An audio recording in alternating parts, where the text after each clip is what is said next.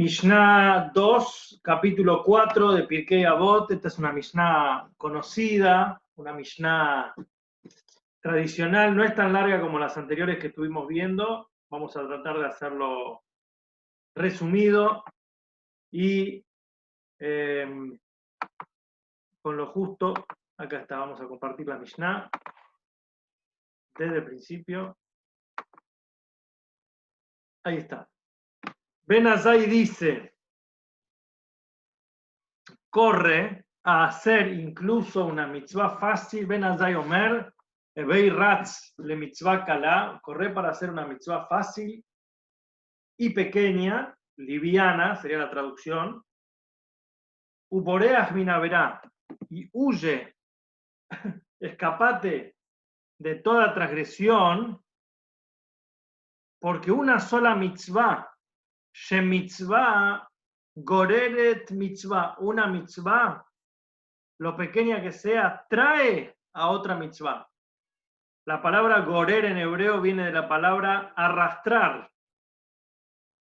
Una mitzvah trae aparejada otra mitzvah, otra buena acción. Y una transgresión a otra transgresión. Vea verá y una verá. Goreret arrastra una verá. Sheshar mitzvah, mitzvah.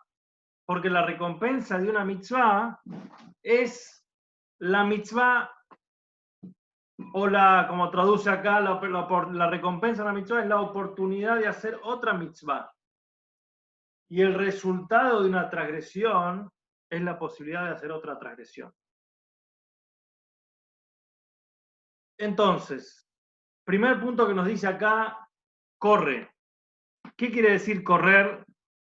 ¿Y por qué no caminar? ¿Por qué no nos dice ir a un paso normal o dice avanza hacia una mitzvah?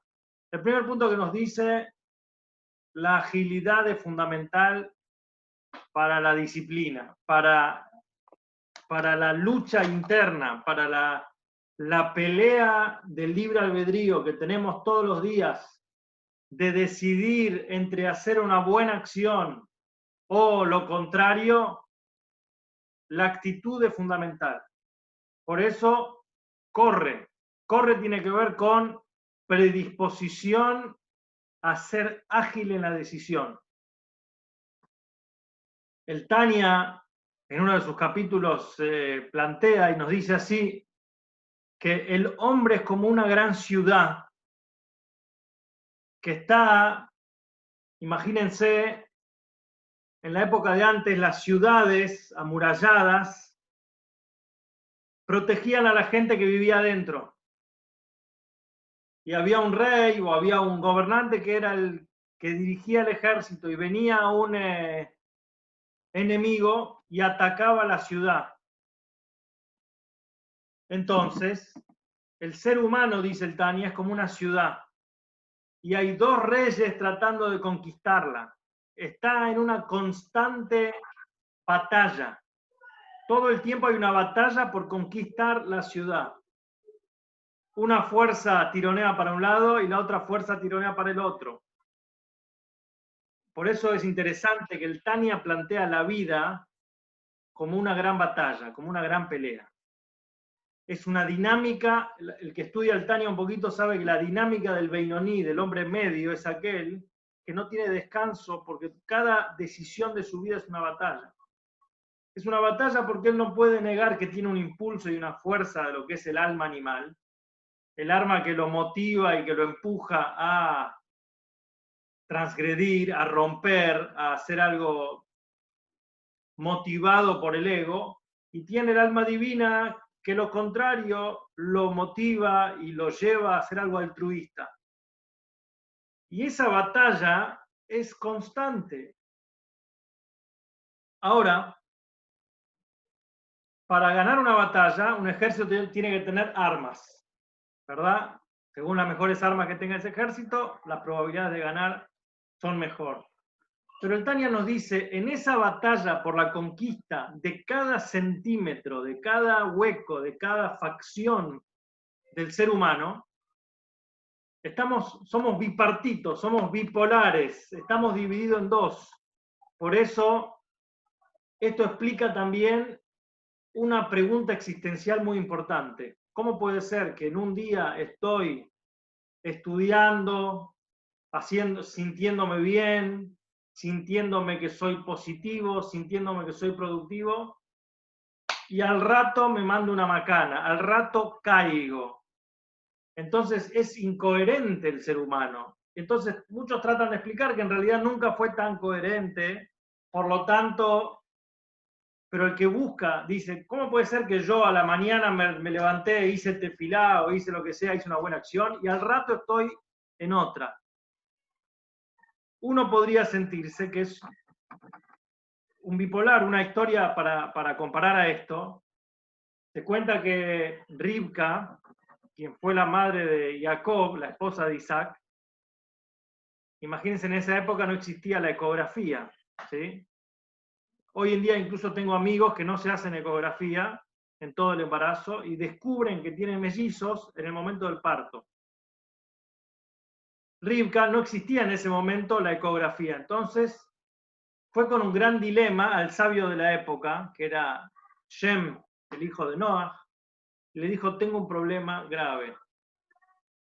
En mi vientre estoy embarazada, y cada vez que pasamos por una casa de idolatría, la panza me tira. Cada vez que paso por una parrilla o por algún lugar así de fiesta, la panza me tironea. O sea que el feto tiene una intención de ir ahí. Y cada vez que paso por una casa de estudio, por una casa de buenas acciones, la panza me tironea para ahí también. Esto está descrito en la Torá. Entonces le dijo al sabio, le digo, ¿qué tengo? ¿Cómo puede ser que tengo un individuo, un bebé, que tira para un lado, cuando ve fiesta se quiere ir, y cuando ve estudio se quiere ir?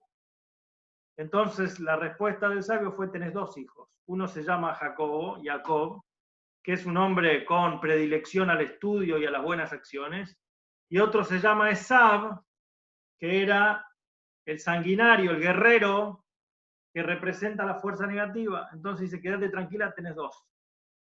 Pero cada ser humano en realidad es esta versión de Mr. Jekyll y Mr. Hyde, ¿no? A veces somos buenos y a veces actuamos que no, nos desconocemos a nosotros mismos. Entonces, ¿cómo hacemos para ganar la batalla esta de un día soy así, un día soy asá? Y nos dice un mensaje en una palabra de dos letras, que es esta palabra, Ratz, corre. ¿Qué quiere decir correr? El que se duerme pierde. Y el Tania nos dice este ejemplo, dice así, imagínate una pelea de sumo, una pelea en la cual dos personas, no dice la palabra sumo, pero dice dos personas se abrazan con la intención de uno tirar al otro. Es un juego, es un deporte como el taekwondo, ¿no? Como el judo. Hay que voltear al enemigo, hay que tirarlo al piso. Y están abrazados tratando de tirar uno al otro. El que se duerme, el que no es ágil, pierde. Y por eso nos plantea el Tania ese concepto también para explicarnos que nunca podemos estar decaídos o de capa caída o bajoneados, porque en el momento que te bajoneás, que te demorás, que te dormís, te tira abajo. Actitud, agilidad. Despierto, el más rápido gana. Otra cosa importante en el deporte, la actitud vale casi como el talento. Un equipo o un deportista con menor talento, pero con más actitud, puede vencer a un equipo más talentoso, pero desmotivado, decaído. Esto es Ratz. Corre, ágil, no te duermas, atento, tenés que estar siempre alerta. Dice el otro punto que dice, una mitzvah. ¿Qué es una mitzvah? Por eso dice acá abajo, no sé si lo pueden leer acá, estoy corriendo. Cuando disfrutas algo, lo haces con entusiasmo. Nadie es perezoso cuando hace lo que le gusta. Cuando vos tenés algo que te gusta, salís corriendo a hacerlo. Cuando estás, uy, qué pesado, otra vez, tengo que hacer tal cosa, y lo demorás, lo procrastinás, lo empujás, lo tironeás. Nadie es perezoso cuando hace lo que le gusta. Las mitzvot deben resultarnos tan especiales como para hacerlas con toda la energía lo antes posible. De hecho, incluso le pedimos a Hashem ayuda con esto en la plegaria al final de la Shmona Esrei, al final de la Midá, cuando decimos un mitzvoteja tirdof nashik, o sea, que yo pueda perseguir la mitzvah. El segundo punto, nunca debemos pensar que ayudar a otro judío a cumplir una mitzvah es algo pequeño. No hay mitzvot pequeñas. Y es interesante porque antes hablamos de valorar una mitzvah pesada como una mitzvah liviana. Y dijimos, Ebei, tenés que preservar una mitzvah liviana porque no sabemos el mérito de las mitzvot o la recompensa de las mitzvot. Pero acá no nos dice una mitzvah liviana y una pesada, sino que incluso algo pequeño, además de lo que logre con esa mitzvah, lo más importante es que esta mitzvah va a generar un efecto mariposa. Y esto es muy importante en tener en cuenta. La inercia que se genera a través de una acción que automáticamente va a generar otra buena acción. No hay acción que no tenga sus colorarios, no hay acción que no tenga su continuación. Toda buena acción genera una buena acción. Es una onda expansiva hasta el infinito y más allá también. Y no sabemos cuán profundo y cuán fantástico es este concepto. Una acción trae aparejada otra buena acción. Lo he visto en mi corta experiencia, vamos a decir, no estoy, pero en cosas increíbles. Me acuerdo, no sé, incluso acciones que hizo mi abuelo, Zichrono Libraja, sus recuerdos sean para bendición. Personas que 40, 50 años después dijeron, vos sos el nieto de tal, bueno, te voy a contar algo, tu abuelo me hizo tal favor, y entonces 40 años después, cuando él estaba enfermo, mi papá que estaba en Israel, esto me lo contó un rabino, que el padre cuando había venido a Argentina, creo que en el año 50, creo que no sé si le habían robado el pasaporte y no tenía dónde quedarse, entonces mi abuelo lo recibió en la casa, y después lo ayudó para ir a la embajada, todo lo que tenía que hacer, y siempre ese hombre, ese rabino en Israel, quedaba en deuda, se sintió en deuda o se sintió por esa ayuda que le había dado mi abuelo. Y 50 años después, mi abuelo estaba enfermo y no sé qué necesitaba una ayuda, y este rabino tenía un hijo que iba a ir a Argentina y le dijo, anda, lo primero que hagas, quiero que visites a Simón Levi, que era mi abuelo, y decirle a él que nosotros acá desde Israel estamos juntando. Entonces uno dice, qué increíble que 50 años después una acción tiene hilo, tiene cola, genera resultados. Y esto también a veces uno lo ve, ojalá que a veces uno pueda verlo, el resultado de las buenas acciones. Uno a veces dice, salí a la calle a hacer una cosa, hice una buena acción, uno no calcula qué es lo que está generando en ese momento. Pero las acciones tienen resultados. Un ejemplo de esto era el Rebbe del Lubavitch, siempre traía sobre los chicos que visitaban pueblitos remotos desde el 1950 hasta hoy en día, con una casa rodante o con no sé, tocaba ir en micro, y a veces se sentían que sus acciones no tenían sentido, porque llegaban a un pueblito perdido, no encontraban ningún judío, lo único que hicieron era caminar por la calle buscando a alguien y se sentían que no habían generado nada. Entonces un grupo de chicos que había estado, eran chicos de Boston, en Estados Unidos, y habían visitado un pueblito y le escribieron el reporte al Rebbe de lo que había sido su viaje, con un tono medio negativo, diciendo fuimos hasta ahí y no vimos a nadie. ¿Qué sentido tiene lo que hicimos? Y el Rebbe en un Fabrengen, en una reunión jasídica, dijo, les voy a contar algo. Me llegó una carta de un pueblito remoto, y era ese pueblito donde había estado. Una familia judía me escribió una mujer que estaba en la ventana de su casa y vio pasar dos muchachos vestidos con un sombrero negro y un traje, y le hizo acordar a su abuelo en Rusia. Vivía en ese pueblito alejada del judaísmo completamente. Y ese impacto de ver por la ventana a dos muchachos vestidos como judíos abiertamente, le despertó algo en su interior. Y a partir de ese momento ella empezó a encender una vela de Shabbat. Y después la familia fue cambiando y ahora empezaron a celebrar el Kiddush. Y dijo, esos muchachos que caminaron por ahí son los mismos que me escribieron que sintieron que no hicieron nada. Pero claramente la buena acción trae otra buena acción. Un buen acto trae aparejado otro buen acto. Entonces, la ganancia no es solamente el capital de la buena acción, sino los intereses. Los intereses me refiero a lo que esto produce, o sea, lo que produce es infinito. No lo midas solamente por el detalle, por el momento. Ahora, tampoco somos ciegos en decir una transgresión también trae otra transgresión. Y esto también es algo fundamental. A veces todo empieza por una pequeña capricho. Todo empieza por un pequeño desliz. Nada empieza, esto es abiertamente la Torah dice, explicando sobre cómo funciona, cómo trabaja el Yetzer Hará, y dice, no viene un día y te dice, vamos a hacer idolatría juntos, vení. Acompáñame a la casa de los ídolos y vamos a renunciar a la fe. No, un día viene y te dice, hagamos esto.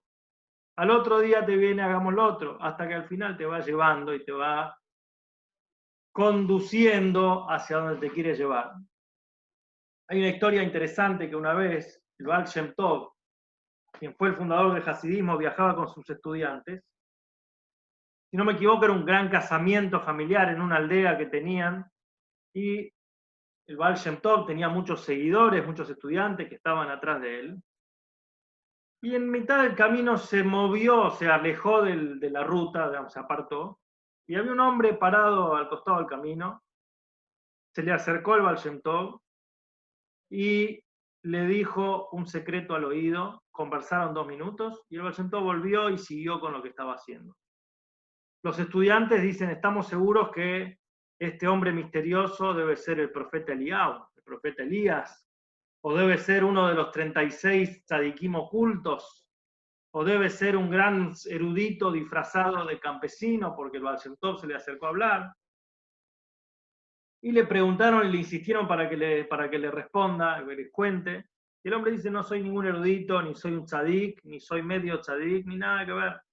Digo, ¿qué te dijo el Baal Shem Tov? ¿Qué fue lo que se te acercó a decir? Y le dijo, mira, después que le insistieron tanto, y le dijo, mira, yo tengo un vecino, somos íntimos amigos, vivimos en nuestra casa, mi casa está pegada a la casa de él, y compartimos todo, él entra a mi casa, yo entro a la suya, nuestros hijos son amigos, nuestras señoras comparten el té, somos una gran amistad de muchos años.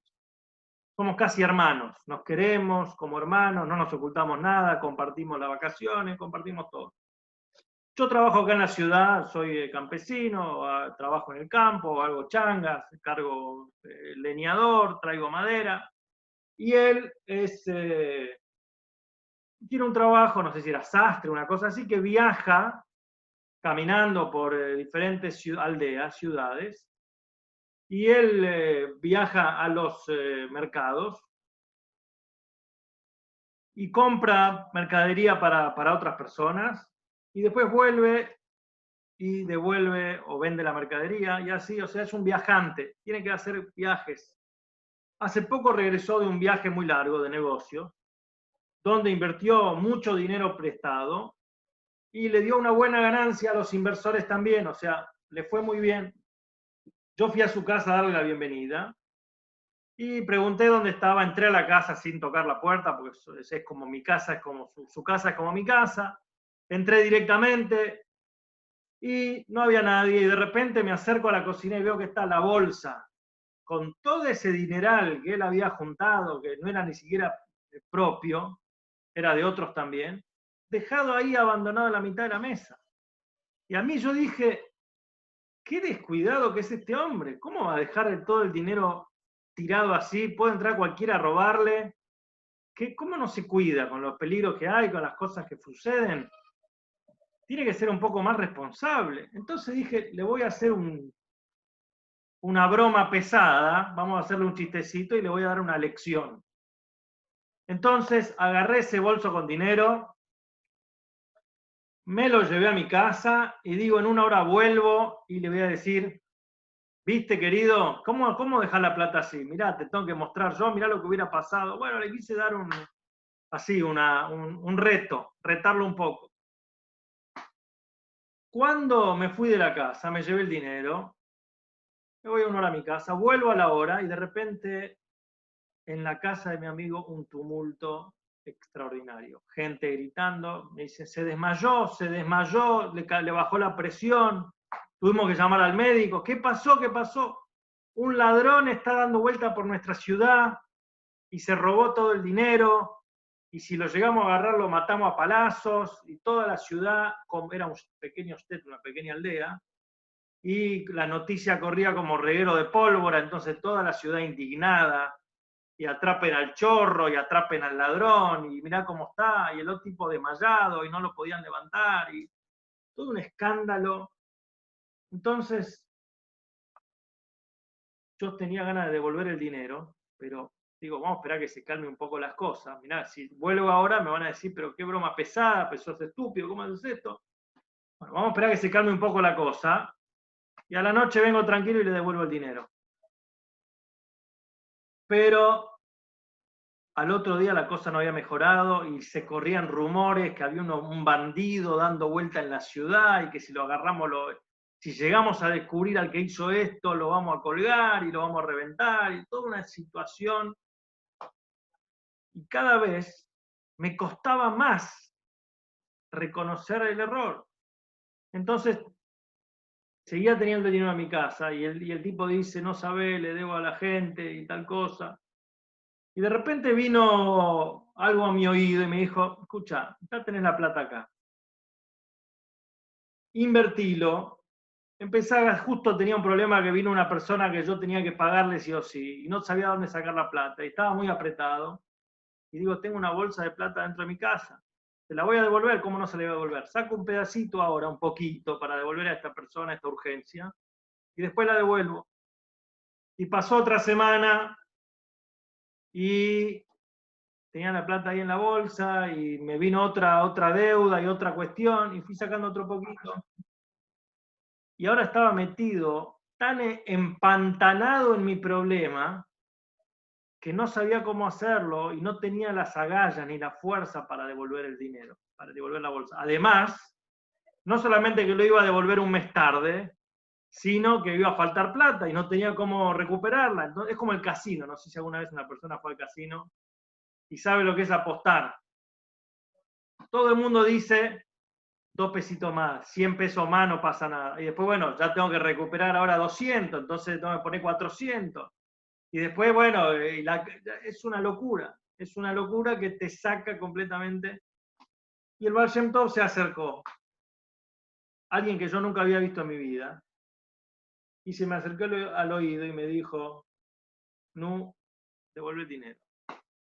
Anda, sé sincero, devolvéselo. Decirle la verdad, que primero le quisiste dar una lección de que para que no sea descuidado y que después cuando se armó todo ese escándalo no sabías cómo acercarte a devolvérselo y que después no pudiste y sacaste un coso pero se lo vas a devolver, si te da un plazo se lo vas a devolver. Hacelo, devolvelo. Y ahora, después que me dijo eso el Baal Shem Tov, siento que tengo coraje para acercarme y devolverle el dinero. Y así fue como lo devolvió. Obviamente, me va a quedar el sufrimiento y me va a quedar el dolor de lo que fue por hacer esta travesura. Pero, ¿cuántas veces nos pasa que estamos tan trabados con algo? Una mentira, por ejemplo. Una mentira trae otra mentira. Y cada vez la mentira se va haciendo más grande. Y de repente ya no sabes ni cómo empezaste y no sabes cómo salir. Y una verdad puede traer otra verdad, puede destrabar una gran verdad. Entonces, este también es el peligro de una transgresión. Y como dice acá, el peor resultado de una transgresión es la otra transgresión. O sea, y el mejor resultado de una mitzvah es otra mitzvah. Porque lo que estamos hablando acá es de la dinámica. Por ejemplo, hay algo que dicen los sabios, dice, peor que la mala acción es la culpa que sentís por la mala acción. ¿Por qué?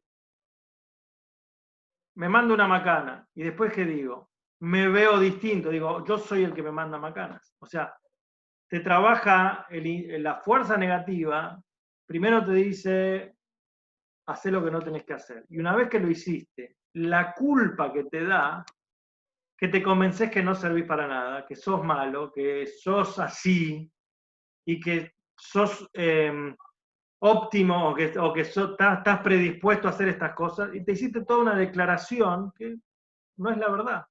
Me equivoqué, ¿verdad? Cortá la bocha, cortalo ahí. Tenés que cortar, dicen, es peor, Irura verá, Kashim me verá. El pensamiento de una transgresión es peor que la transgresión misma. Me dice, ¿cómo puede ser? No, el pensamiento es inferior. Me dice, no. La transgresión, la hiciste, terminaste, ya está, terminó. Lo peor es lo que viene después. ¿Por qué? Porque te agarra sentimiento de culpa y te agarra sentimiento, decís, ya que estoy bajón, estoy súper bajón. Yo creo que en la cuarentena nos pasa eso también. El día que venimos mal, vamos de mal en peor. Y uno dice, y ahora esto.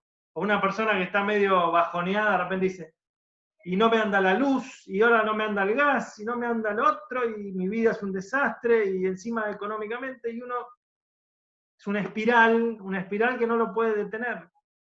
Y a veces vemos cuando hace un cambio en la dinámica, de repente decís, che, me siento bien, y voy a hacer algo para sentirme mejor, o voy a hacer algo para mejorar.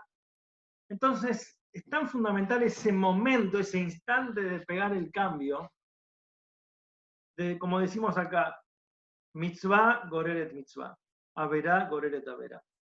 Otra cosa interesante, la palabra en hebreo mitzvah puede sonar fuerte, que es mandamiento, ¿sí? Una orden. Pero en hebreo, mejor dicho en arameo, la palabra mitzvah tiene que ver con tzavta. Tzavta, no sé si escucharon hablar la palabra tzavta en hebreo, que es conexión. Las mitzvot no son solamente órdenes, para decir estos son los preceptos, sino que la mitzvah es un canal de conexión, una forma de conectarse con él. Cada mitzvah que hacemos, nuestra conexión es más fuerte. Por eso también el Tanya explica que las 613 mitzvot son como 613 soguitas que nos conectan con Hashem. Y uno puede ir cortando la soga o cableando y conectándose cada vez más. Entonces, la mayor recompensa de una mitzvah es la mitzvah en sí misma. No solamente la mitzvah que va a venir después, sino que no hay mayor recompensa que la mitzvah en sí. A veces uno ve el concepto de hacer mitzvot como sumar puntos en la tarjeta de crédito, ¿no? Uno dice, las mitzvot millas. Sí, sumé millas, estoy teniendo una tarjeta de mitzvot que después, ahora soy Platinum y me va a dar un viaje gratis al paraíso y voy a viajar en primera clase y me están esperando ahí con un desayuno. Las mitzvot no se trata de lo que van a generar.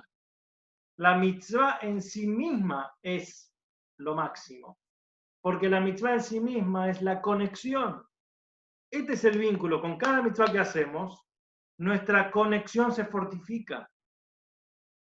La mayor recompensa de una mitzvah es la mitzvah en sí misma. Y no hay algo, la recompensa nunca va a poder igualar el valor de la mitzvah misma. Por eso también otro capítulo del Pirkei Avot que vamos a ver, que dice, vale más una hora de mitzvot en este mundo que toda la vida en el mundo por venir. Y vale más una hora de placer en el mundo venidero que toda la vida en este mundo. Tal es la dinámica de la comparación, pero la mitzvah en sí misma es lo máximo, y no por lo que genera, sino en sí misma. La oportunidad de cumplir el deseo de Hashem y conectarse con él y fortalecer nuestra conexión. Y lo mismo se aplica con la transgresión. No hay peor castigo que la transgresión en sí misma. No es una cuestión de decir, ojo, si haces esto, las consecuencias. La consecuencia es la cuestión misma de interponer nuestro ego en nuestra relación divina. En traicionar a nosotros mismos. Una transgresión es traicionar a Hashem, a veces traicionarte a vos mismo. A veces, no sé si les pasa también, y a veces uno dice, en una relación de pareja, muchas veces no se trata de las consecuencias de las acciones, sino de lo mal que me siento conmigo mismo de haberla hecho. O sea, y muchas veces uno se pone a la defensiva porque sabe que está equivocado y que se mandó la macana y dice, como estoy tan mal conmigo mismo de que hice eso, entonces ya perdí la valoración en mí mismo y entonces no se trata de la represalia, no se trata del castigo que va a venir después, se trata de toda traición. Lo más grave de la traición es traicionarse a sí mismo. O sea, hay personas que dicen, voy a engañar a fulano, el peor engaño es engañarte a vos mismo. Que tenés que engañarte, ¿a quién estás engañando? A vos mismo. A vos mismo no la fidelidad, y también en la pareja, tiene que ver con engañarte a vos mismo en primer lugar. Traicionarte a vos mismo, tus valores. Lo que le haces al otro obviamente que es negativo, pero la traición te la haces a vos. El que más pierde acá es que vos te traicionaste a vos mismo. No solamente, no porque fui al otro, sí, al otro también va a resultar herido de la situación, pero la traición en sí, ¿a quién estás engañando? ¿Qué vida tenés si tenés que engañar? ¿Qué tipo de fidelidad? A vos mismo te estás engañando. Entonces, lo mismo se aplica, no hay peor castigo que haber cometido la transgresión en sí misma. Interponer algo es bloquear mi camino, mi relación con Hashem. También, otra de las palabras, la recompensa de una mitzvah es otra mitzvah. Hay un sistema de sustitución de letras que es, en hebreo, las letras en sí mismo tienen valor, y por eso está la cábala y la gematria, que es el valor numérico de cada letra, y ¿por qué esta letra está puesta ahí? Tiene un sentido. La palabra shar, recompensa, la primera letra es Aleph y la última es Taf, entonces se hace como, hay un sistema que se llama Atbash. Incluso había gente que mandaba cartas como cripto, o sea, con código secreto, usando este método. El que estudia Talmud a veces encuentra mensajes en este código, digamos. Es un código de escritura que la primera letra es la A, entonces yo la sustituyo con una Z. La segunda letra es B, la sustituyo con una Y, y así sucesivamente. En hebreo es Aleph con Taf, Bet con Shin, por eso se llama At Bash. Si hago la sustitución, la segunda por la última y así sucesivamente, usar este sistema con las mismas palabras, las primeras dos letras de las palabras mitzvah, da como resultado Yud Kei, y luego se forma el nombre de Hashem.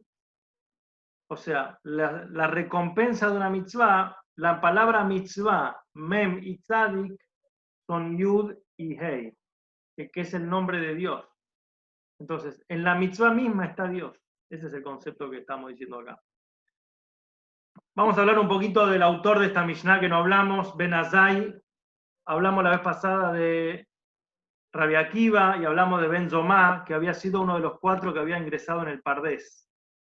que había ingresado, habían 4 que salieron mal, no sé si se acuerdan que habíamos dicho, uno se hizo hereje, el otro se volvió loco, el otro se murió y el otro entró en paz y salió en paz. Su nombre completo era Shimon Ben Azai, pero acá lo traemos como Ben Azai, el hijo de Azai, porque todavía no había recibido su ordenación rabínica cuando dijo esto. Fue uno de los Tanaí más inteligentes de su época, compañero y contemporáneo de Rabbi Akiva en épocas posteriores, recientes, de la destrucción del segundo Beit HaMikdash. Fue un hombre que estaba tan consagrado a su estudio que decidió no casarse. Es muy poco usual dentro de los sabios, de los rabinos, el no casarse, no formar familia. Incluso hay un debate en el Talmud diciendo por qué no se casó, y le preguntaban y él dice, me casé con la Torá, y hay todo un tema al respecto. Pero obviamente que estaba en un nivel espiritual muy elevado, y él, obviamente, su nivel elevado lo lleva a descubrir que las mitzvot son tan preciosas que el valor de la mitzvah es la mitzvah misma.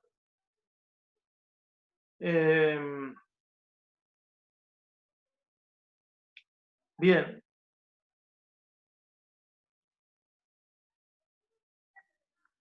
Bien, excelente. Bueno, esta es un poquito la historia de Ben Azai. Me parece un mensaje, a mí me parece algo fundamental esto, y lo veo, hace poco me pasó que justamente, no sé, había ayudado a una persona que necesitaba ayuda, y en el momento que le había llamado esa persona me llamó para ofrecerme ayuda. Mientras yo la estaba llamando por teléfono, dice, esperá que estoy en la llamada con otra persona. Y esa otra persona le dijo, cuando hablaban, ¿con quién estabas hablando? Estaba hablando no sé, conmigo, que yo me dedicaba. Y dice, ¿qué se dedica? Está justo entregando viandas a gente que necesita. Bueno, que venga a buscar plata para entregar las viandas. O sea, me pasó esa situación la semana pasada, en decir, una buena acción que genera otra buena acción. Y esto yo lo veo todos los días, es algo que no necesita tanta prueba científica, porque uno realmente lo ve. Una buena acción encadena una buena acción. Y es un concepto fundamental, por eso incluso pienso que es importante que cada uno tenga la fuerza de compartir la buena acción que hace, para inspirar a otros a también seguir haciendo buenas acciones. Y generar con eso una cadena de buenas acciones. Así como cuando alguien tira algo negativo, genera una onda negativa, la manera de torcer esto, la manera de vencer esto es generando acciones positivas, compartiendo acciones positivas, difundiendo acciones positivas.